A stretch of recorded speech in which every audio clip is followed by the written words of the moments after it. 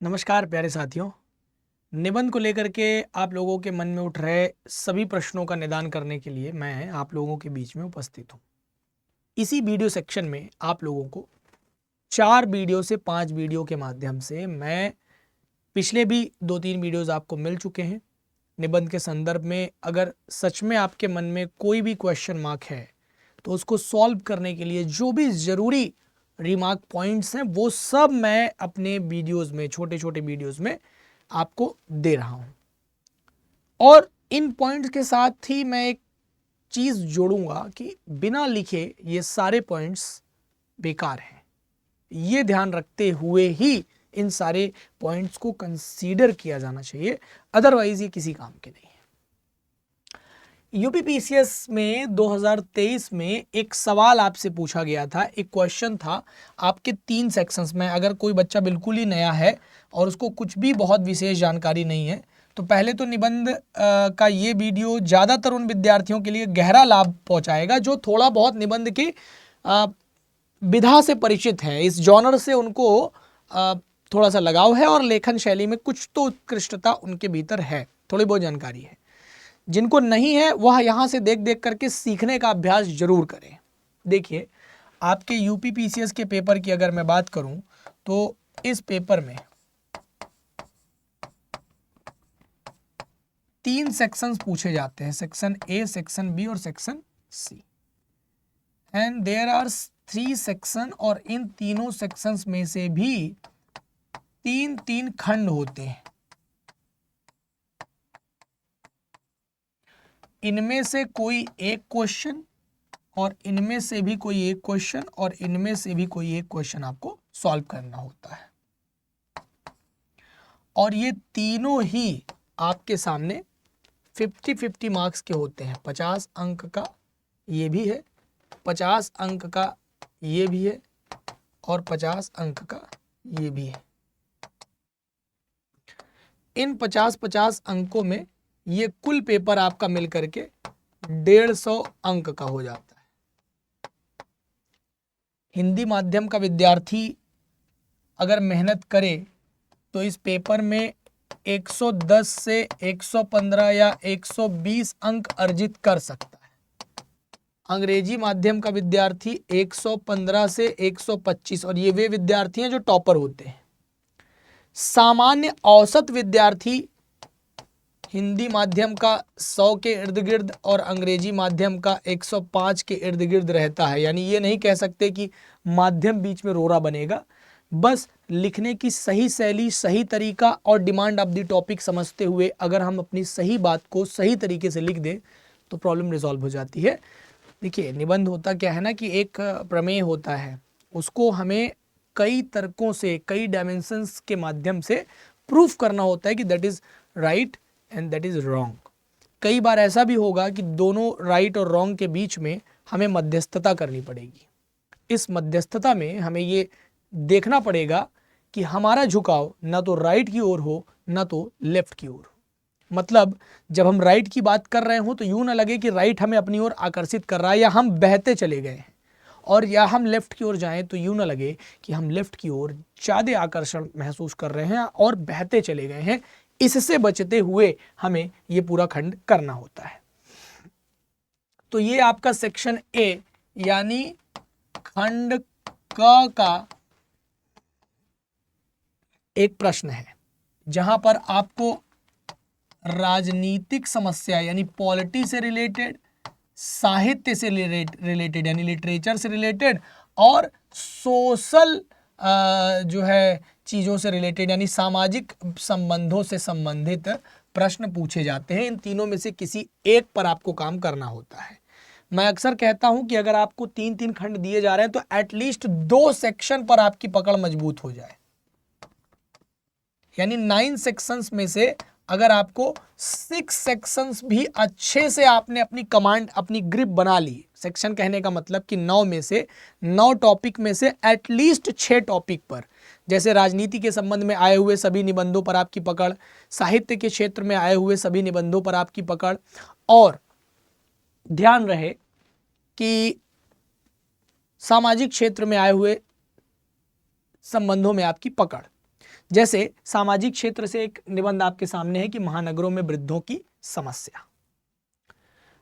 आपको ये हमारे टेलीग्राम और टेलीग्राम पे ये सारा का सारा पीडीएफ में उपलब्ध करवा दूंगा, लेकिन केवल पीडीएफ कलेक्टर बन करके इसे आप सीख कभी नहीं पाएंगे, क्योंकि सारी चीज़ें आपको बहुत सारी बुक्स मिलेंगी निबंध की मार्केट में, जो एक निबंध में, एक किताब में 300-400 निबंध या 100 निबंध का एक अच्छा सा एक कंपाइलेशन दिया है, लेकिन उससे आपको 1% लाभ नहीं होगा, यकीन मानिए। आप लोगों के पास होंगी भी, आपने खरीद रखी होंगी। ये हमारा इंस्टाग्राम प्रोफाइल है जिसके माध्यम से आप मुझे फॉलो कर सकते हैं, viveksir.official। अगर आपको कोई दुविधा, कोई समस्या, कोई प्रश्न, कोई झिझक, परेशानी हो तो आप हमें लिख भेजिएगा। देखिए ये सेक्शन है आपके सामने, ये निबंध का पूरा पेपर ही था, खंड अ है यानी सेक्शन ए है, महानगरों में वृद्धों की समस्या, the problem of old peoples in metropolitan cities. अच्छा, अब पहले तो ये समझ में आना चाहिए कि इस प्रश्न को क्या से आप एक तर्क करिए और पूछिए कि क्या सच में महानगरों में वृद्धों की कुछ समस्याएं हैं, और हैं तो उसे किन माध्यमों से प्रेषित किया जा सकता है। तो जरा गौर करिएगा, अगर हम देखें तो वृद्धों की समस्या एक सामाजिक समस्या है ना, ऐसा नहीं है कि यह किसी एक व्यक्ति की समस्या है, यह एक प्रकार की सामाजिक समस्या है। तो सामाजिक संरचना में यानी समाज में वृद्धों की वर्तमान स्थिति और उसमें भी मेट्रोपॉलिटन सिटीज में वृद्धों की वास्तविक स्थिति का अवलोकन यहां पर आप कर सकते हैं। साथ ही साथ अर्थ एक बहुत बड़ा रोल प्ले करता है किसी भी व्यक्ति के जीवन यापन में, तो आर्थिक स्थिति का क्या प्रभाव पड़ेगा महानगरों में वृद्धों के जीवन पर। साथ ही साथ जब आर्थिक स्थिति का हम अवलोकन कर लेंगे, सामाजिक परिदृश्य का अवलोकन कर लेंगे महानगरों में, तो हम ये जानने का प्रयास करेंगे कि वृद्ध होने के साथ साथ व्यक्ति में स्वास्थ्य समस्याएं भी व्यक्ति को घेरने लगती हैं। तो क्या कुछ स्वास्थ्य समस्याएं, स्वास्थ्य संबंधी डायमेंशन भी यहाँ पर आपको लिखने में अच्छी खासी मदद मिलेगी, यानी स्वास्थ्य संबंधी डायमेंशंस भी यहां पर आप क्लियर कर पाएंगे। ठीक है ना, तो स्वास्थ्य संबंधी एक डायमेंशन भी आपका यहां पर क्लियर हुआ। और कुछ मनोवैज्ञानिक समस्याएं भी वृद्धों में, जैसे देखिए होता क्या है कि जैसे जैसे व्यक्ति अपने उम्र के अगले पड़ाव पर आगे बढ़ता जाता है, वह आने वाली नई पीढ़ी की नई सोच को इतने आसानी से एडॉप्ट नहीं कर पाता है, और इसी अनएडॉप्टेशन के प्रोसेस में ये देखा गया है कि अनएडॉप्टेशन के प्रोसेस में वो नए जेनजी जनरेशन से अपने आप को दूर कर बैठता है। जैसे वर्तमान माता पिता को आप देखिए, तो वर्तमान जो नए माता पिता बिल्कुल बन रहे हैं, जैसे आप आने वाले 1-2 साल में विवाह करके अगर पिता बनेंगे, तो आप ऐसे पिता और ऐसे माँ बनने का प्रयास करेंगे जो अपने पुत्र को आमूमन हर नई चीज के प्रति खुद प्रेरित करेंगे। जैसे सिंगिंग के प्रति खुद प्रेरणा देना, डांसिंग के प्रति खुद ही एक प्रेरणा देना, खेल के प्रति खुद एक प्रेरणा दे करके उनको आगे बढ़ाने का प्रयास करना। लेकिन आप अपने माता पिता को जरा सोचिए, दिन भर खेलते रहता है, बिल्कुल पढ़ता लिखता नहीं, तो खेल से आपको दूर कर दिया गया। अगर आप अच्छा गाते थे तो आपको यह कह दिया गया गवैया बनोगे क्या, गवैया बन के क्या कर लोगे भाई, ये क्या लड़कियों की तरह नाचते रहते हो जी दिन भर, नाचना भी कोई काम है, पुरुष नाचता होता है कहीं देखे हो। तो इस तरह से आपको अपने टैलेंट को मार दिया गया, आपके टैलेंट को टोक टोक करके सामाजिक संरचना ऐसी बनाई गई, ऐसा परिदृश्य तैयार किया गया कि उसको जल्दी से भस्म कर दिया जाए, और जैसा हम चाहते हैं वैसा करने पर आपको मजबूर कर दिया जाए। तो एक मनोवैज्ञानिक समस्या है।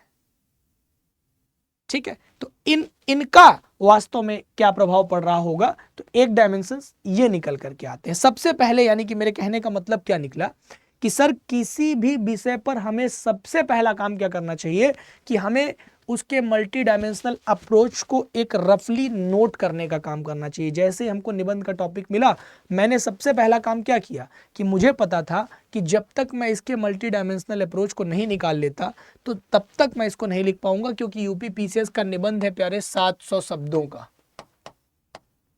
है ना, 700 शब्दों का निबंध है, और जब मुझे कोई चीज 700 शब्दों में लिख करके तैयार करनी है तो ऐसी दशा में अगर मेरे पास 5-7 डायमेंशंस नहीं है तो मैं प्रत्येक पर कम से कम 80 से 100 शब्द न जुटा पाया तो मैं प्रस्तावना से लेकर मेन बॉडी में आते आते और निष्कर्ष की धुरी तक पहुंचते पहुंचते मेरा निबंध बीच में ही कहीं दम तोड़ देगा। इसलिए मुझे इसके इन सभी डायमेंशंस पर बराबर पकड़ बनाकर अपनी सूझबूझ से इस पर एक अच्छा उत्तर लेखन करना होगा।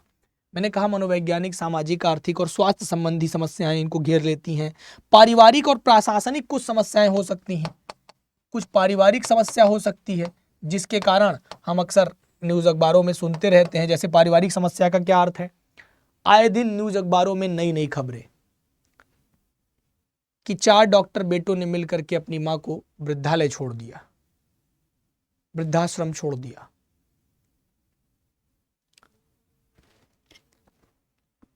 माता पिता की मृत्यु हो गई, 4 दिन तक पड़े रहे।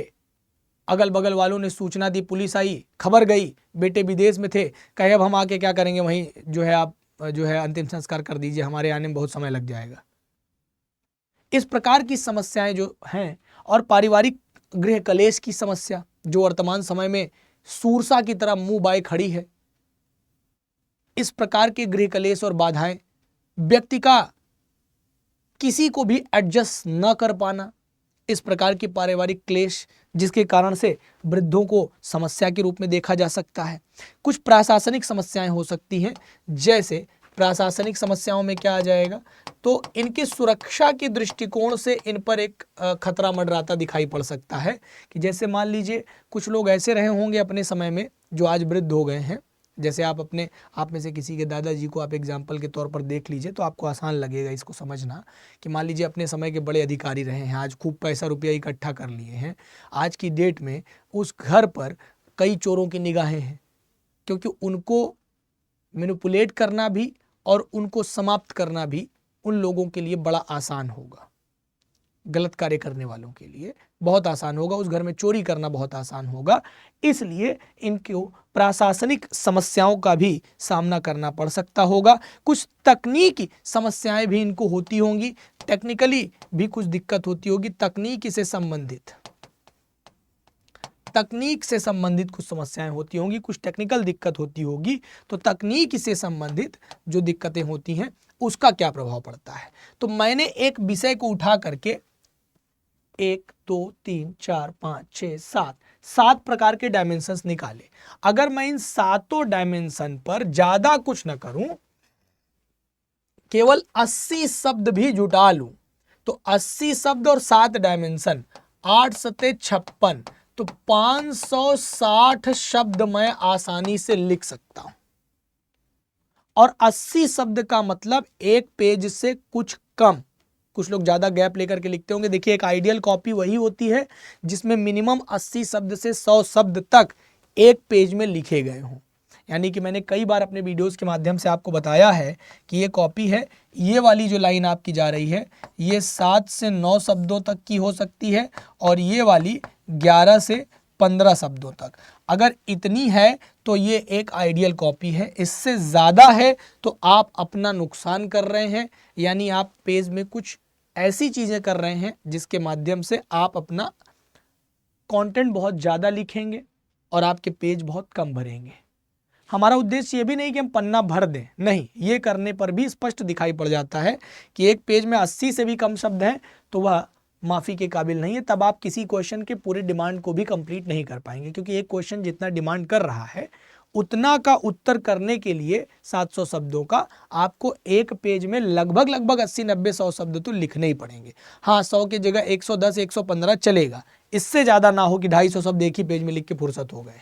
तो 560 शब्द मैंने ये लिख दिए, बचे कितने, मुझे 700 लिखने थे ना, तो 20 शब्द हो गए और 120 शब्द मैं और लिख दूं तो 7 जो है, अब मुझे क्या करना है, 60 शब्दों में मैं इसकी प्रस्तावना तैयार कर दूं, और ऐसे ही 60 शब्दों में मैं इसका निष्कर्ष निकाल दूं। अगर मैं इतना कर दूं तो मेरे लिए कितना आसान होगा 700 शब्द पूरे करना। एक सवाल और बच्चा पूछता है कि सर 700 शब्दों के निबंध लेखन में अगर हमने कहीं गलती से 650 ही रखा तो क्या काम नहीं चलेगा? अच्छा मान लीजिए सर 650 नहीं 750 हो गया तो क्या काम नहीं चल सकता? क्या काट दिया जाएगा? क्या गलत हो जाएगा? तो +-50 का वेरिएशन आपको दे दिया जाता है। इतना चलता है कि +-50 आप निबंध में कर सकते हैं, लेकिन इससे ज़्यादा नहीं चलता। इससे ज़्यादा करने पर परीक्षक आपके लिए यह धारणा बना लेते हैं कि आप एक संतुलित व्यक्ति नहीं है। जब आपको पहले ही डायरेक्शन दिया गया कि 700 शब्दों में करिए और आपने इस डायरेक्शन को फॉलो नहीं किया तो ये मानते हैं कि आप अपने निजी जीवन में भी एक अनुशासित व्यक्ति नहीं है, और अनुशासनहीनता के तौर पर इस बात को लिया जाता है।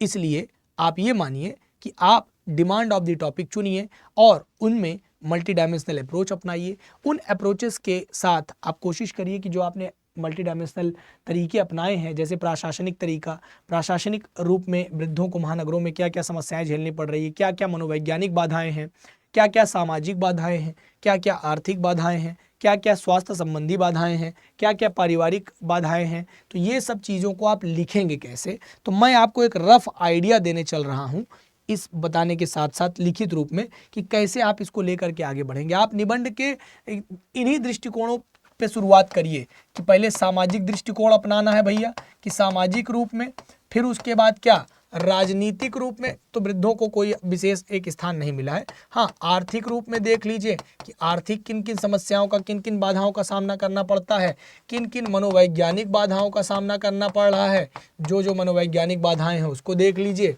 और साथ में और आगे निकलिए तो पर्यावरणीय बाधाएं, जैसे देखिए हमने पर्यावरणीय बाधाएं हमने क्यों कहा? पर्यावरणीय बाधाएं हमने इसलिए कहा कि मौसम के परिवर्तन के साथ साथ इनके स्वास्थ्य में भी और उम्र के तकाजे के साथ स्वास्थ्य में परिवर्तन आते हैं। मौसम तो छोड़ दीजिए, ख्याल मौसम विभाग में हम ना मत उतरिए, स्वास्थ्य पकड़ लीजिए, सीधा सीधा स्वास्थ्य पकड़ लीजिए। स्वास्थ्य के साथ साथ और क्या क्या बाधाएं हैं तो आपको पता चलेगा कि इनके जीवन में कुछ प्रशासनिक बाधाएं भी हैं, है ना, कुछ तकनीकी की भी समस्याएं हैं, कुछ प्रशासनिक बाधाएं आ रही हैं, कुछ तकनीक संबंधी बाधाएं आ रही हैं। तो इन्हीं बाधाओं के आधार पर अगर हम इस पर विचार शुरू करें, जैसे शुरुआत करेंगे तो इसकी प्रस्तावना की शुरुआत में हम क्या लिखेंगे? अक्सर प्रस्तावना लेखन में हम ये सलाह देते हैं कि प्रयास करिए कि अगर आपको विषय के संबंध में कोई काव्य अगर उस समय कौंधता है तो उसे ज़रूर लिख दीजिए। साथ में उनके राइटर का नाम पता है तो बहुत अच्छा, किनारे लिख दीजिए। नहीं पता कोई बात नहीं, उसके बदले में ना नंबर बढ़ेंगे ना घटेंगे, कोई प्रभाव विशेष नहीं पड़ेगा। प्रस्तावना लेखन अगर आप कविता या कहानी के माध्यम से न शुरू करके, कोई जीवंत उदाहरण से न शुरू करके और कोई तरीका अपनाना चाहते हैं तो बहुत से बच्चे प्रयास करते हैं कि वह लिखे हुए शब्दों का खंडन करते हुए आगे बढ़ें। अक्सर यह प्रयास विद्यार्थियों का एक कमजोर प्रयास माना गया है। बहुत कठिन शब्दों के ही खंडन की आवश्यकता पड़ती है, और वो खंडन ऐसा ना हो कि लगे कि व्याकरणिक कोटि का कोई एक ऐसा बच्चा है जो महज व्याकरण जानता है और कुछ जानता ही नहीं है। ठीक है, तो इसका भी पूरा प्रयास करना है कि इसमें कुछ दृष्टांतों के आलोक में आप प्रयास करिए कि महानगरों की स्थिति और उनमें रहने वाले लोगों को जो समस्याएं हो रही हैं, जो वृद्धों को, उसके बारे में अगर आप कुछ बता पाइए। जैसे इसकी प्रस्तावना लिखने में मैंने एक प्रयास किया है, तो मैं आपको इसका प्रस्तावना दिखाता हूं कि लिखा कैसे गया है। जैसे देखिए, अब मैं इसकी शुरुआत कैसे करूंगा, तो मैं शुरू करूंगा कि महानगरों का जीवन अपनी गति, अपनी व्यस्तता, अपनी आधुनिकता के लिए जाना जाता है। विशेष तौर पर इसकी चमक धमक के पीछे बहुत सी गंभीर समस्याएं भी छुपी हुई हैं। इनमें कुछ समस्याएं हैं महानगरों की वृद्धों की स्थिति को लेकर के, यह एक गंभीर चिंतन का विषय है। फिर उसके बाद इनमें एक प्रमुख समस्या क्या है, तो महानगरों में जो वृद्धों की स्थिति है उसमें प्रमुख समस्या है कि आधुनिक समाज में प्रगति के साथ साथ वृद्धों की समस्याओं ने एक विकराल रूप धारण कर लिया है। फिर आगे बढ़ेंगे तो बताएंगे कि इसके कुछ दृष्टांतों के माध्यम से हम इसे समझ सकते हैं कि कैसे इसने विकराल रूप धारण कर लिया है। आप देखिए तो वृद्धाश्रमों में रहने वाली 75 वर्षीय एक वृद्ध महिला के 2 बेटे थे। बड़े बेटे ने ये कह करके अपनी माँ का सामान घर से बाहर फेंक दिया कि तुम्हारे लिए घर में कोई जगह नहीं है और ना ही तुम्हारे खाने के लिए हमारे पास 2 वक्त की रोटी की व्यवस्था है। बताया गया कि छोटे बहू ने और जो है बेटे ने और बहू ने कहा कि कहीं भी चली जाओ लेकिन मेरे घर पे मत आना। दूसरी ओर एक बेटा अपनी बूढ़ी माँ को तीर्थ स्थान पर घुमाने गया, वहीं पर छोड़ करके चला आया। ऐसी अनेक अनेक खबरें हम लोग देखते हैं। ऐसे ही कुंभ मेला में भी हम लोगों ने देखा है, बहुत सारी खबरें इस तरह की मिली। तो इतना बढ़िया सिस्टम था कि जो है व्यवस्था अच्छी थी, बहुत सारे लोगों को खोज करके पहुंचा दिया गया। यानी कि जो है समस्या को भी, आपदा को भी ये लोग जो है व्यवस्था में बदल दे रहे हैं, ठीक है। लेकिन घर आने से मना कर दिया गया, ठीक है। और जो है कहा गया कि जिससे माँ दोबारा घर वापस ना आ सके।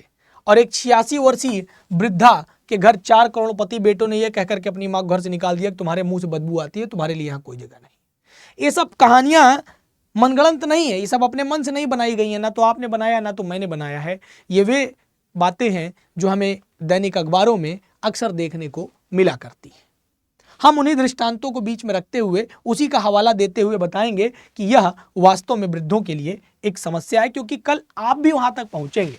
ये हृदय विदारक कहानियां हैं, केवल इन वृद्ध माताओं की नहीं है, बल्कि वृद्धाश्रम में रह रहे सभी बूढ़े माँ बापों की भी ऐसी ही अपनी अपनी अलग अलग दास्तान है, जिनको सुन करके किसी भी व्यक्ति के आंखों में आंसू आ सकते हैं। आश्चर्य की बात यह रही कि बूढ़े माँ बापों की ऐसी हालात तक पहुंचाने वाले लोग कहीं बाहर से नहीं आते, हमारे आपके बीच से। हमने आपने एक गहरी खाई खड़ी कर दी है पुरुष के बीच में, स्त्री के बीच में। ये डिस्क्रिमिनेशन देखिए, यही वो डिस्क्रिमिनेशन है। आप इसका एक एग्जाम्पल ऐसे देखिए कि भारत देश के क्रिकेट में जीतने के बाद महिला और पुरुष टीम तक का डिस्क्रिमिनेशन देख लीजिए आप। अगर यही पुरुष टीम जीती होती, अगर ये पुरुष क्रिकेट टीम के खिलाड़ी जीते होते तो क्या गजब की आतिशबाजी, क्या भीड़, क्या जो है हू हड़क्कम मच रहा होता, पार्टियां चल रही होती। चूंकि महिलाओं की टीम जीती, स्थितियां बहुत सामान्यजनक रही, कोई बहुत विशेष प्रभाव नहीं पड़ा, कोई विशेष हो हल्ला नहीं दिखा। यहां तक डिस्क्रिमिनेशन आ चुका है दोस्त। ये क्या है? अबौधिकता है, यह सोच की, मनोविज्ञान की सामाजिक सबसे निम्न स्तर पर पहुंचे हुए लोग हैं। अगर आप देखें तो जिनको सुन करके किसी भी व्यक्ति की आंखों में आंसू आ जाए। लेकिन आश्चर्य की बात क्या है जानते हैं? इन बूढ़े माँ बापों की ऐसी हालात तक पहुंचाने वाले लोग बाहर से नहीं आते, हमारे आपके बीच से आते हैं। जिनके कारण धरती पर भगवान का रूप कहे जाने वाले माँ बाप अपने बच्चों के होते हुए दर दर भटक रहे हैं। कई बार तो माँ बाप अपनी संतान के सामने इतने असहाय हो जाते हैं कि थक हार करके वो अपनी जीवन लीला तक समाप्त कर बैठते हैं कि अब हम इस दुनिया में नहीं रहना चाहते। और इसीलिए आज देश में वृद्धाश्रम कम पड़ गए हैं दोस्त। वृद्धों की लगातार बढ़ रही संख्या की वजह से आज सरकार को हर जिले में वृद्धाश्रम खोलने की जरूरत महसूस हो रही। जहां एक समय पहले तक हमें अनाथालयों की जरूरत ज्यादा थी, आज अनाथालयों से ज्यादा वृद्धाश्रमों की आवश्यकता पड़ रही है।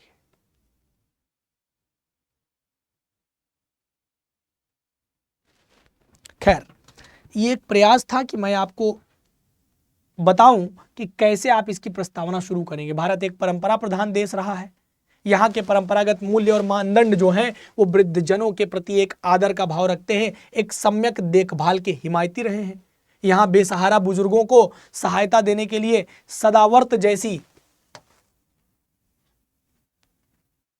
अनेक सामाजिक संस्थाएं हुआ करती थी। जैसे सदावर्त क्या होता है? जहां मुफ्त में भोजन दिया जाता है, वह धार्मिक स्थान सदावर्त कहते हैं उसको। तो आप देखते होंगे लंगर वगैरह इत्यादि चलाए जाते हैं हम लोग यहाँ। किसी भी अच्छे प्रयोजनों पर यह व्यवस्था लागू की गई, जिससे जो व्यक्ति भरपेट भोजन करने की व्यवस्था न कर पाता हो, कम से कम इन्हीं के माध्यम से वो अपना पेट पूजा तो कर सके। क्योंकि धरती पर जीव के रूप में जन्म लिया हुआ कोई भी मनुष्य हो, नर हो, मादा हो, किन्नर हो, कोई भी जंतु हो, जानवर हो, पशु हो, पक्षी हो, उसे अपना पेट पूजन करना, पेट भरने का अधिकार है। और इस अधिकार में आप उसकी कितनी मदद करते हैं, यह एक प्रश्न है। तो उसी के रूप में आप देखिए तो अनेक सामाजिक धार्मिक संस्थाएं चलती रही हमारे यहाँ औद्योगिकीकरण, नगरीकरण, लौकिकीकरण और पश्चिमीकरण आदि के कारण देश के सामाजिक ताने बाने में व्यापक परिवर्तन हुआ और वृद्धजनों के प्रति जो परंपरागत आदर सम्मान का जो भाव था उस पर काफी प्रतिकूल प्रभाव पड़ा। इसका एक प्रमुख कारण धीरे धीरे मिश्रित परिवारों का विघटन हो, एकल परिवार में टूटकर बिखर जाना भी है, जिस कारण जहां पर बच्चा पहले वृद्धजनों के बीच में रहता था, वह उसे आदर सत्कार के भावना को सिखाते थे। उन्हें पता होता था कि हमारे घर के बड़े हैं, इनके द्वारा लिए गए डिसीजंस पर हम क्वेश्चन मार्क नहीं लगा सकते।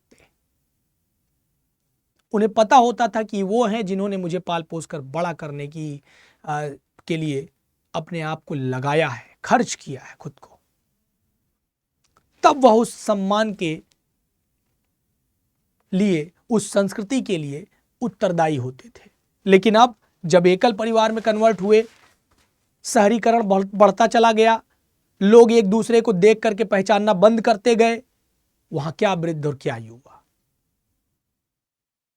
जब उसने देखा कि पापा अंकल को नमस्ते नहीं कर रहे हैं तो वो बड़ों को नमस्ते कैसे करेगा। पापा बस ये बात भूल गए कि अगर मैं इसे ये न सिखा पाया तो कल ये मेरा सम्मान करना बंद कर देगा। यहीं से समझिए कि सामाजिक ताने बाने में व्यापक परिवर्तन हुआ और वृद्धजनों के बीच जो परंपरागत आदर सम्मान का भाव था उस पर नकारात्मक प्रभाव पड़ा। वृद्धों की संख्या में लगातार निरंतर वृद्धि के कारण आज भारत भर में वृद्धावस्था एक विकट सामाजिक समस्या रूप ले चुकी है। इस लाइन से आपने परीक्षक को यह बताने का प्रयास किया कि मैं आपके इस विषय से सहमत हूं। वास्तव में वृद्धावस्था एक समस्या के रूप में देखी जा रही है और यह एक समस्या है। हम इस समस्या से निपटने के लिए क्या क्या कर सकते हैं, साथ में देखिए हमेशा ध्यान रखिए, निबंध जो सबसे जरूरी मांग करता है यह है कि आप समस्या प्रधान नाटक न लिख दे, एकदम आप समस्या प्रधान निबंध न लिख दीजिए। इस समस्या में निदान को शामिल करिए। देखिए हमारा जो विषय है वह समस्या प्रधान जरूर है, लेकिन इसका यह बिल्कुल मतलब नहीं कि हमारे पास कोई निदान ना हो पेश करने के लिए। अगर हम अपनी समस्या प्रधान विषय पर निदान नहीं देते तो कोई मतलब नहीं निकलेगा।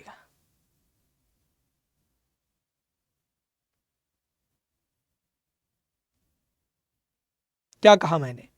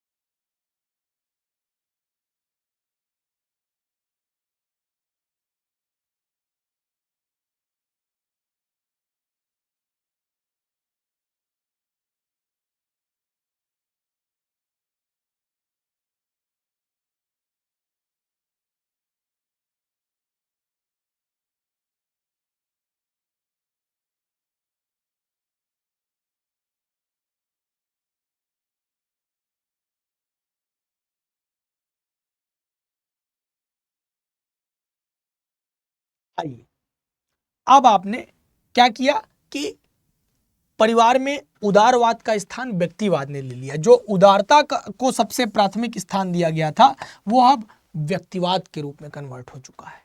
यानी जो हमारे सम्मिलित परिवारों में हम देखते थे कि उदारता का भाव था कि बड़ा भाई ज़्यादा कमाता है, छोटा भाई कम कमाता है, किसी तरह से जीवन यापन करता है, या छोटा भाई ज़्यादा कमाता है, बड़ा किसी प्रकार से जीवन यापन करता है, तो वह घर की बाकी बड़ी जिम्मेदारियों को खुद ही बिना कहे उसका निर्वहन करने के लिए खड़ा हो जाता था। अब ये स्थितियां परिवर्तित हो चुकी हैं। यह सबसे बड़ी और प्राथमिक समस्या है परिवार की। तो यहाँ से परिवारवाद में विखंडनवाद का रूप धारण होता है और वृद्धजनों की जो बढ़ती आबादी है, जो गिरती परिस्थितियां हैं, उनकी भूमिका का प्रभाव सामाजिक संरचना पर पड़ता दिखाई पड़ा। संयुक्त परिवारों और जाति पंचायत की जो व्यवस्थाओं का विघटन हुआ, वहां से वृद्धों की सत्ता का स्थानांतरण हुआ और नई पीढ़ी की ओर वो सरकता चला गया। जहां एक और माता पिता अपनी संतानों की परवरिश में किसी भार का अनुभव नहीं करते, वहीं संतानें वृद्ध माता पिता का तिरस्कार करती हुई नई पीढ़ी में ये भूल गई हैं कि एक दिन उनको भी इन्हीं वृद्धजनों की श्रेणी में शामिल किया जाएगा और वो अपनी ही संतानों से उपेक्षित होंगे। वृद्धावस्था का ये दुष्चक्र स्वस्थ समाज के लिए एक अभिशाप का रूप धारण कर लेगा। और इसी संदर्भ में वृद्धजनों की ये जो स्थिति है, ये भारत समेत पूरे विश्व के विकासशील और विकसित देशों के नीति निर्माताओं के लिए एक समस्या का, एक चिंता का विषय मात्र बनकर के रह गई है। यहां तक मैंने प्रस्तावना लिखा है। अब क्या आप ईमानदारी से बताइए, इसमें मैंने कौन सा रॉकेट साइंस लगा करके प्रस्तावना लिख दिया? क्या यह आपको ये नहीं समझ में आता कि केवल एक लेखन शैली के विकास के माध्यम से ये सब संभव हो सकता है? देखिए, कलम उड़ के भाग गई है, कह रही नहीं, अब नहीं, हम नहीं मानेंगे, हाँ, हम परिवारवाद को तोड़ेंगे ही। आई अब और देखिए, जैसे एक डायमेंशन आपका मैंने क्लियर किया था कि इसमें क्या करिए कि आप इसके प्रस्तावना लेखन में कुछ दृष्टांतों को आलोक में ले आइए, कुछ दृष्टांतों को प्रकाश में ले आइए और महानगरों की स्थितियों का थोड़ा सा चिंतन करते हुए उसमें उसकी समस्याओं की चर्चा कर दीजिए। वहीं से आपका प्रस्तावना क्लियर हो जाएगा। और ऐसा करने के लिए आप 70-80 शब्द, या अगर मान लीजिए किसी कारणवश 100 शब्द भी हो जाए तो चलेगा, 70 से 100 शब्द में आपने इसको निपटा दिया। अब आप आइए मेन बॉडी पर। उसके बाद जरूरत पड़ती है कि आप पत्र की मेन बॉडी तैयार करें। मेन बॉडी में क्या क्या चीजों को आप रखने की कोशिश करेंगे? आप बताएंगे कि भारत एक परंपरा प्रधान देश है, यहां पर परंपरागत मूल्य और मानदंड वृद्धजनों के प्रति एक आदर का भाव रखते रहे हैं, हम सम्यक देखभाल के हिमायती रहे हैं, हम एकांतवास वाले व्यक्ति रहे नहीं, हम एकल परिवारों को जो है बढ़ावा देने के प्रति कभी भी चेतना में नहीं रहे। पुराने समय काल में आप देखिए तो लोग बाहर नौकरी तक करने नहीं जाते थे इसीलिए, है ना, हालांकि उस समय की व्यवस्थाएं विभिन्न थी। हम बेसहारा बुजुर्गों के लिए सदावर्त जैसी अनेक सामाजिक धार्मिक संस्थाएं हमारे यहाँ हुआ करती हैं, हम देखभाल के हिमायती रहे हैं। हम मेन बॉडी में इस तरह के कुछ तथ्यों को सामने रखेंगे जहां बताएंगे कि हमारे यहाँ औद्योगिकरण, नगरीकरण, लौकिकीकरण, पश्चिमीकरण आदि के कारण देश में जो सामाजिक ताना बाना है उसमें बहुत बड़े स्तर पर, बड़े पैमाने पर परिवर्तन देखने को मिल रहा है। और वृद्धजनों के प्रति आप देखेंगे तो परंपरागत आदर भाव का जो स्वरूप है वो काफी प्रतिकूल है, वो अनुकूल नहीं दिखाई पड़ता। और इसी संदर्भ में हमें पता चलता है कि वृद्धजनों की जो स्थिति है ये भारत समेत पूरे विकासशील और समस्त विकसित देशों में जो नीति निर्माता हैं, जो नियम कानून का गठन करने वाले लोग हैं, उनके लिए एक चिंता का, एक चर्चा का विषय बन करके रह गई है। हम बताएंगे कि बुजुर्गों से संबंधित वर्तमान में एक सर्वे हुआ है, भारत सरकार द्वारा चलाई गई योजनाओं का कुछ उल्लेख करेंगे। मतलब बुजुर्गों के संबंध में अगर कोई डेटा आपको मिलता है तो उस डेटा को आप अपने मेन बॉडी में रखने से पीछे न हटें। जैसे कौन कौन सी योजनाएं हैं जो महत्वपूर्ण रूप से वृद्धजनों के लिए चलाई जाती हैं और वृद्धों की समस्याओं का निदान करने के लिए चलाई जाती हैं, जहां से वृद्धों की समस्या का निदान हो सकता है। जैसे विधवा पेंशन योजना, जैसे वृद्धजनों के संदर्भ में जितनी भी योजनाएं चलाई जा रही हैं आप उनका उल्लेख करते हुए आगे बढ़ सकते हैं। कौन कौन सी? अब जैसे इनमें कौन कौन सी समस्याएं हैं जो इनको तंग कर रही हैं, यानी वह कौन सी प्रमुख रूप से समस्याएं हैं जिनके कारण हम वृद्धजनों को देखते हैं कि यह समस्या से ग्रसित है। तो शारीरिक दुर्बलता उम्र के साथ इनको समस्या में डाल देती है। मानसिक रोग, स्वास्थ्य संबंधी कुछ समस्याएं व्यक्ति को उम्र के साथ और परेशान करने लगती हैं और वह महानगरों में रहने वाले वृद्धों को और अधिक तड़पाती हैं। अकेलापन इनकी एक प्रमुख समस्या है, जो आप दिमाग लगाते चलिए कि इस विषय को प्रूफ करने के लिए क्या क्या पॉइंट्स हो सकते हैं आपके पास, जो एकदम वैलिड पॉइंट्स हैं वो निकाल करके लाइए और उसको लिखने का सही सलीका इस्तेमाल करिए। कि अकेलेपन की एक समस्या हो सकती है, सामाजिक अलगाव और विपन्नता की जो स्थिति है वह इसका एक प्रमुख कारण हो सकता है। जो आर्थिक असुरक्षा की स्थिति है, आर्थिक असुरक्षा की स्थिति देखिए हुआ क्या, अमूमन भारत देश में हम जिन परिवारों से आते हैं उन परिवारों में आप में से ऐसे कितने ही बच्चे होंगे जिनका बीमा करवा दिया गया होगा। और तो छोड़िए, स्वास्थ्य बीमा तक तो हुआ नहीं रहता है लोगों का आज के समय में भी। लाइफ इंश्योरेंस और लाइफ कवर कौन करवाए? हमारे पास जब हमारी शरीर साथ देना बंद कर देगी, काम करना बंद कर देगी, उस समय के लिए हमारे पास आज से क्या योजनाएं हैं? तो आज ही हमारे जीवन यापन के लिए हम उतना ही कमा पाते हैं जितना हम केवल दाल रोटी करके अपना पेट भर लें। शौक पूरे करना तो शायद सपना रह जाए, बड़ी बात है, समझिएगा। तो मुद्दा यूं रहा दोस्त कि आर्थिक असुरक्षा की जो स्थिति है ये महानगरों में वृद्धों की समस्या को दुगना कर देती है। संयुक्त परिवारों के अभाव की समस्या भी एक प्रमुख कारण है, क्योंकि कई बार ऐसी भी परिस्थितियां उत्पन्न होती हैं कि वृद्धजनों की देखभाल के लिए एक पूरे व्यक्ति का उनके साथ 24 घंटा होना आवश्यक हो जाएगा।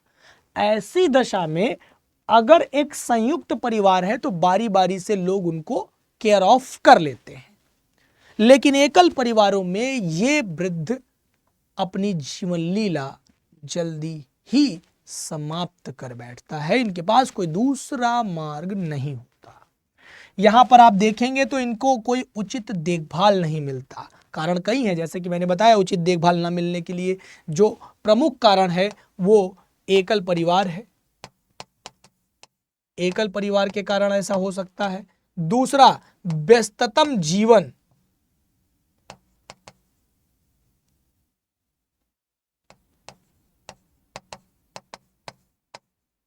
जो व्यस्ततम जीवन शैली है, रोजमर्रा की भागदौड़ भरी जीवन में आप देखेंगे तो मेट्रोपॉलिटन सिटीज में जॉम्बीज की तरह लोग सुबह से शाम तक भाग रहे हैं। एक एक एक एक लक्ष्य उनको लगता है कि वो प्राप्त कर लेंगे, और उस लक्ष्य को, जिसे वो लक्ष्य मानते हैं, जो एक आभासी लक्ष्य है, उसके पीछे भाग रहे हैं, और उस भेड़चाल में केवल वो अपना गुजारा कर पा रहे हैं और कुछ भी नहीं। ऐसे परिवारों में मूल रूप से उनको, वृद्धों को उचित देखभाल तक नहीं मिल पाती, क्योंकि अच्छा जीवन शैली प्राप्त करने के लिए, सभी फिजिकल चीजों को अडॉप्ट करने के लिए, उनकी लालसा को पूरा करने के लिए ईएमआई बेस्ड जीवन जीता हुआ नागरिक, पति पत्नी और परिवार के समस्त नागरिक पैसा कमाने की होड़ में बाहर निकलकर कुछ ना कुछ काम करके अपने आप को आगे बढ़ाने के लिए पुश मार रहे होते हैं। वहां ऐसे वृद्ध को कौन देखे जिसकी जीवन लीला अब लंबी नहीं बची है, जो परिवार में अब एक प्रोडक्टिव इंसान के रूप में नहीं देखा जा रहा है। गाइस, क्लियरली लिसन टू मी।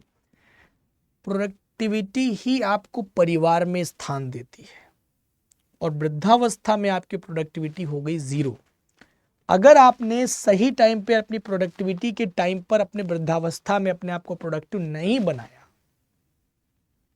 तो यहां आपको देखने के लिए कोई नहीं बचेगा। अमूमन इनके मनोरंजन की भी समस्याएं हैं। भाई, जब आप बाहर निकले, जैसे चलने फिरने में असमर्थ वृद्ध करे भी तो क्या करे, जो चलने फिरने तक में असमर्थ है, अब उसके पास मनोरंजन के बहुत से संसाधन समाप्त हो गए। घर पे बैठ करके वो टीवी देख रहे हैं, न्यूज़ देख रहे हैं, कुछ छोटी मोटी चीज़ें कर रहे हैं, रामायण महाभारत इत्यादि, कोई ना कोई टीवी सीरियल देख करके, महिलाएं सास बहू के कुछ सीरियल्स देख करके ही अपने आप को किसी तरह से बिजी कर ले रहे हैं। फिर भी वो अपने आप को खाली महसूस कर रहे हैं तो घर में उसका प्रैक्टिकल कर मार रहे हैं, जिससे एक मार हो जाए गुरु गजब की। एक महाभारत घर में शुरू हो जिससे दिन कटे चौक सपाट। तो कहने का तात्पर्य कि उनको उचित मनोरंजन नहीं मिल पा रहा है, जिससे कि स्वास्थ्य समस्याएं और उनके ऊपर हावी होती जा रही है, और उनके एकांतवास की स्थिति और परिपक्व होती जा रही है, और ज़्यादा बड़ी होती जा रही है, और वो एक समस्या से ग्रसित होते जा रहे हैं, मनोवैज्ञानिक रूप से, स्वास्थ्य समस्याओं से, और कई प्रकार से अपनी समस्याओं से जूझ रहे हैं।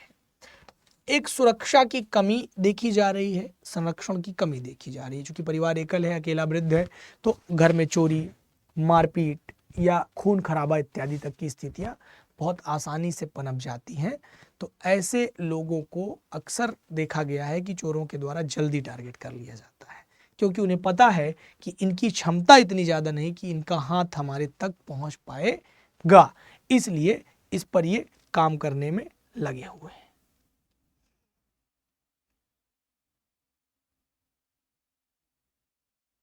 ठीक है गाइस,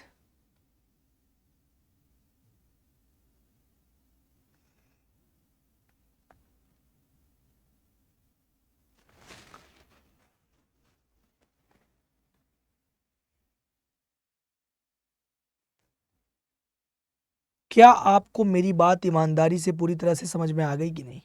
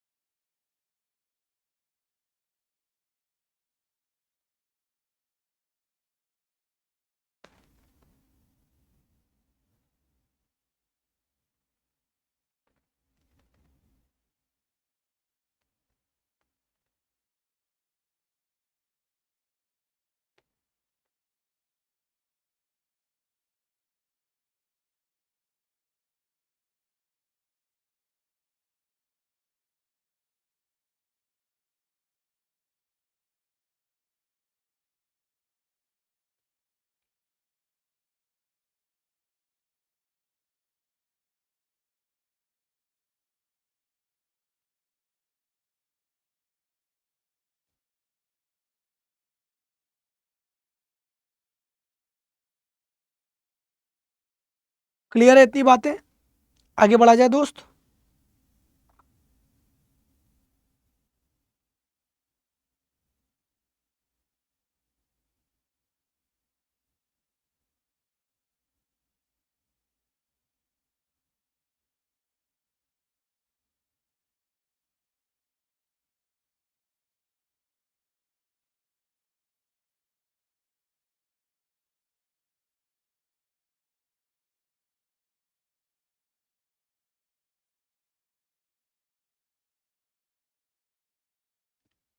चलिए, इसके बाद अब हम और आगे निकलेंगे।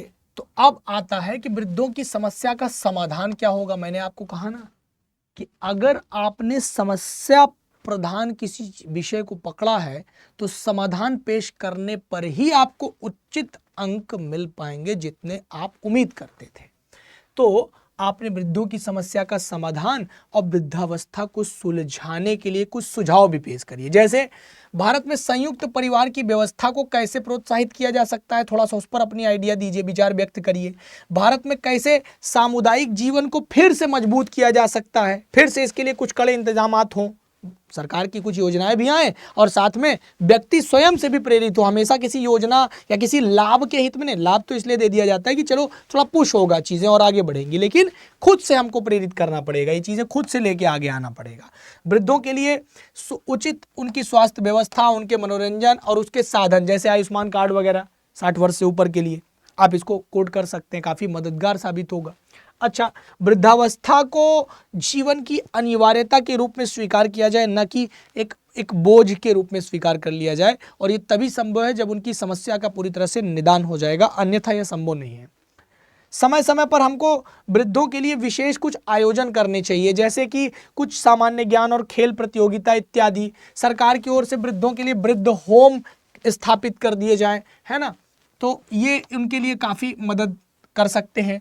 और वृद्धों की स्वास्थ्य संबंधी समस्याओं के लिए कुछ निःशुल्क व्यवस्था, जैसे समय समय पर उनकी जांच होना, समय समय पर उनको फ्री ऑफ कॉस्ट गवर्नमेंट की तरफ से दवाइयाँ और चीज़ें, जो ज़रूरी रोज़मर्रा की चीज़ें, वो उपलब्ध करवा दिया जाना। अगर ऐसी कोई व्यवस्था पहले से उपलब्ध है तो उसको, नहीं उपलब्ध है तो उसकी मांग को दर्शाते हुए आगे बढ़ना। और वृद्धावस्था में पेंशन योजना की राशि को थोड़ा सा बढ़ाया जाए, है ना, जो वृद्ध पेंशन योजना है उसको थोड़ा सा और पुश किया जाए। बच्चों को बचपन से ही स्कूल में, घर में ये बताया जाए कि बुजुर्ग हमारे लिए कितने महत्वपूर्ण है, हमारे जीवन में कैसे अपना रोल प्ले करते हैं, तो ये पता चलेगा, तो उनके प्रति उनकी संवेदनशीलता बढ़ेगी। अगर उन्हें इसकी शिक्षा दी जाए तो नैतिक मूल्यों का विकास कैसे बालपन से बच्चे में हो, आज के समय में जिन जनरेशन्स के बीच में ये एक प्रमुख चीज़ है। और अगर हम शिक्षित वृद्धों के अनुभवों का लाभ इस प्रौढ़ शिक्षा को जोड़ने में, इस प्रौढ़ शिक्षा को मजबूत करने में ले पाएं, जैसे पुराने टाइम का कोई प्रोफेसर जो रिटायर्ड हो, पुराने टाइम का आर्मी ऑफिसर रिटायर्ड, ऐसे बहुत से बड़े बड़े पोस्ट से एक्सपीरियंसेस लेकर के आए हुए वे लोग, बड़े इंजीनियर्स, बड़े डॉक्टर्स जो आज रिटायर्ड हैं, हालांकि डॉक्टर कभी रिटायर नहीं होता, जब तक सांस चल रही है तब तक वो मरीज तो देखते ही रहते हैं, अच्छे वकील, इनका हम अपने नई जनरेशन में क्या उपयोगिता इनकी ले सकते हैं, इसके लिए अगर कोई योजना लागू करके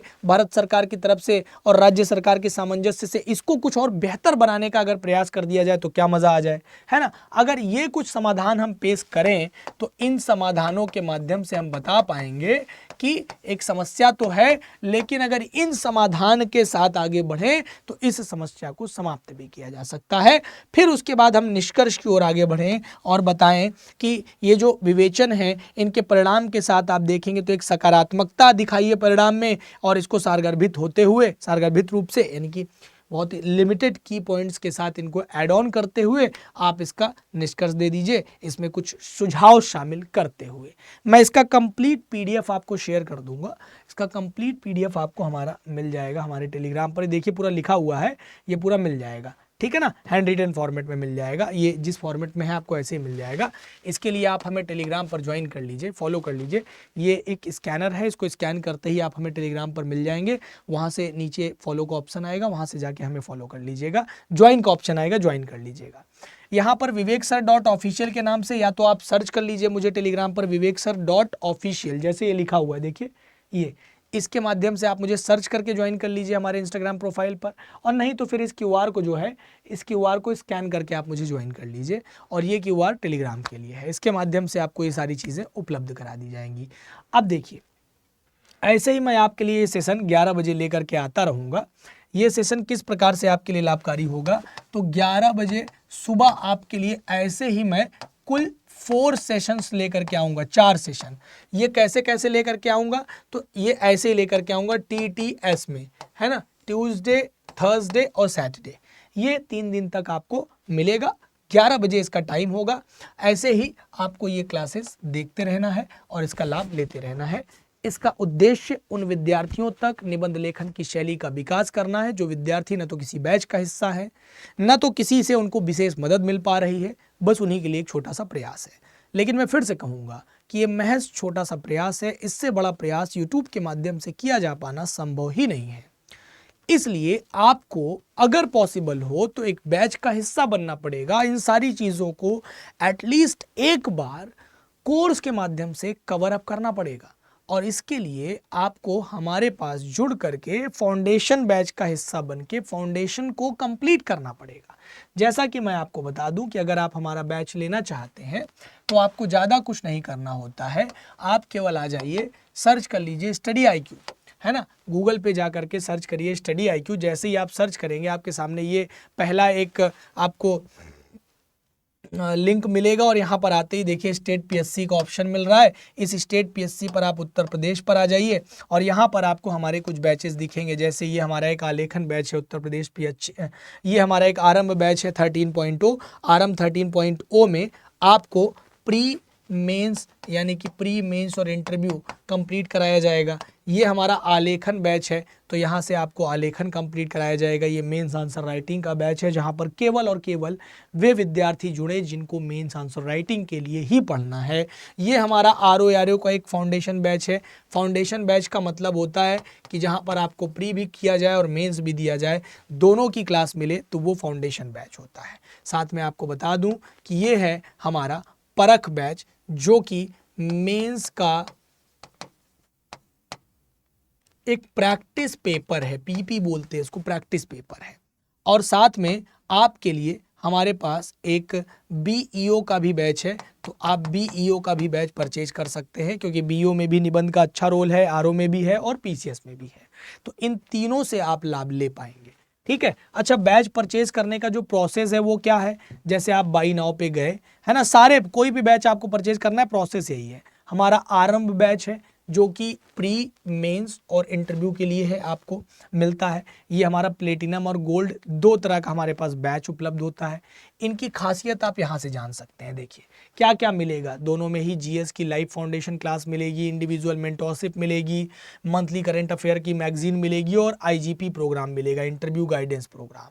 देखिए दोनों में क्या क्या नहीं मिलेगा, तो फुल्ली रिकॉर्डेड फाउंडेशन बैच केवल और केवल आपको हमारे इस पैकेज में मिलता है। ये हमारा 4 ईयर पैकेज प्रोग्राम होता है और ये हमारा गोल्ड होता है 2 ईयर पैकेज प्रोग्राम। इसमें कुछ चीज़ें आपको नहीं दी जाती, जैसे फुल्ली रिकॉर्डेड बैच आपको मिल जाता है, आपको प्रीलिम्स के क्रैक्स नोट्स दे दिए जाते हैं, क्रैक्स कोर्स भी दे दिए जाते हैं, नोट्स भी दे दिए जाते हैं। अब क्रैश कोर्स दे दिया जाएगा तो इससे क्या फ़ायदा होगा, प्री ओरिएंटेड जो आपका ऐसा क्वेश्चन जो आते हैं जो डायरेक्ट आंसर करने वाले होते हैं वो आपको करने में मदद मिलेगी। साथ में ग्रुप मेंटोरशिप आपको मिलेगी फैकल्टी के माध्यम से और 10,000 प्लस MCQs को कवर अप करने का मौका मिलेगा। NCERT के रिकॉर्डेड कोर्सेज आपको हमारे द्वारा दे दिए जाएंगे, जिससे कि आपकी तैयारी को आप और शानदार बना पाएंगे। यानी NCERT जो बेसिक नीड है स्टूडेंट्स की वो आप फुलफिल कर पाएंगे यहाँ से, और यहाँ से आपको सारी बुक आपके घर पे भेज दी जाती है, तो यहाँ से आपको सारी बुक्स पढ़ने का मौका मिल जाता है और अच्छे कंटेंट वाले बुक्स होते हैं हमारे। इसके लिए माध्यम के लिए परेशान नहीं होना है, माध्यम हिंदी और अंग्रेजी दोनों उपलब्ध है, दोनों मिलेगा। एक ही क्लास में दोनों माध्यमों से शिक्षक आपको पढ़ाते हैं। तो जैसे मान लीजिए आपको बैच परचेज करना है तो आप गए यहाँ पर बाई नाउ पर क्लिक किया और यहाँ पर एक कूपन कोड आपको हमारा लगाना रहेगा, BK लाइव हमारा कूपन कोड है। क्या है, विवेक कुमार लाइव के नाम से याद रखिएगा, VK लाइव। आपने अप्लाई कर दिया तो अप्लाई कर दिया, यहाँ पर जा करके देखेंगे तो 7,000 का डिस्काउंट आपको मिल रहा है। ठीक है ना, ये जैसे सिस्टम में यहाँ पर दिख रहा है, अभी हम लैपटॉप में देखेंगे आप तो ऐसे ही दिखेगा जैसे मैं ओपन किया हूँ। जब मोबाइल में ओपन करेंगे तो यहाँ नहीं दिखेगा। बहुत से बच्चे देखते हैं इधर दिखता नहीं है तो सोचते हैं कि नहीं है, हमको नहीं मिलेगा। नीचे जाया करिए, आपको यहाँ साइड कहीं दिखेगा, वो अप्लाई करिए, उस पर जा करके केवल कोड लिख करके छोड़ देते हैं बहुत से बच्चे, अप्लाई ही नहीं होता है, फीस कम नहीं हो पाती है। लिख करके अप्लाई करिए, फीस कम होगा तब जा करके आप प्रॉपर पेमेंट करिए। पेमेंट के लिए आप इनमें से कोई भी माध्यम इस्तेमाल कर सकते हैं। ठीक है, जैसे मान लीजिए कि आप गोल्ड लेते हैं तो गोल्ड में जब आप जा करके हमारा कोड लगाएंगे VK लाइव, तो गोल्ड के लिए आप देखेंगे तो 7,000 का डिस्काउंट मिल जाएगा, तो 11,999 में ये कोर्स आपको मिल जाएगा हमारा। ठीक है, तो इसके माध्यम से जुड़ सकते हैं। अच्छा, मान लीजिए कि अगर आप मेंस की तैयारी कर रहे हैं, आंसर राइटिंग आपको चाहिए, तो आंसर राइटिंग के लिए क्या करना पड़ेगा, देखिए अगर आप आरंभ बैच का हिस्सा बनते हैं तो कंप्लीट प्री मेंस इंटरव्यू आपको तैयार करवाया जाता है। और एक सबसे खास बात ये रही हम लोगों के स्टडी IQ परिवार की कि प्री क्वालिफाई करता है जो बच्चा हमारे बैच से, उसकी पूरी फीस रिफंड कर दी जाती है, मेंस और इंटरव्यू फ्री कर दिया जाता है। जैसे आप आलेखन बैच लेने जाएंगे तो आलेखन बैच को आप कैसे परचेज करेंगे, बाई नाउ पे आ गए आपने कूपन कोड लिख दिया, क्या, VK लाइव, कूपन कोड लगा के अप्लाई कर दिया। देखिए 5,999 में आपको आज ये बैच मिल रही है, आज ये बैच आपको 5,999 में मिल रही है, क्योंकि इसकी फीस बढ़ा दी गई है। जब मैं आपको कह रहा था कि ऑफर है ले लीजिए तो आपने नहीं लिया, अब इसकी फीस बढ़ गई है, और कुछ दिन रुक जाइए तो इसकी फीस और बढ़ जाएगी। बहुत सारे विद्यार्थियों ने इसमें भरोसा दिखा करके बहुत शानदार तरीके से इस बैच को ज्वाइन किया है, इसमें क्लासेस स्टार्ट कर दी गई हैं, आप भी जुड़ सकते हैं। तो बने रहिए हमारे साथ। हम शाम को 6 बजे लाइव सेक्शन लेकर के आते हैं और 11 बजे इस टाइम पे रिकॉर्डेड वीडियो सेक्शन लेकर के आते हैं, जिससे कि आपको विदाउट एनी डाउट किसी भी कॉन्सेप्ट को कंप्लीटली क्लियर करने का मौका मिले, सीधा इंटरेक्शन हो। राम राम, दुआ सलाम। क्लास कैसी लगी अपने प्यारे उंगलियों से जरूर प्यारे प्यारे शब्द लिख करके हमें कमेंट करिएगा। धन्यवाद, नमस्कार सभी मेरे प्यारे साथियों।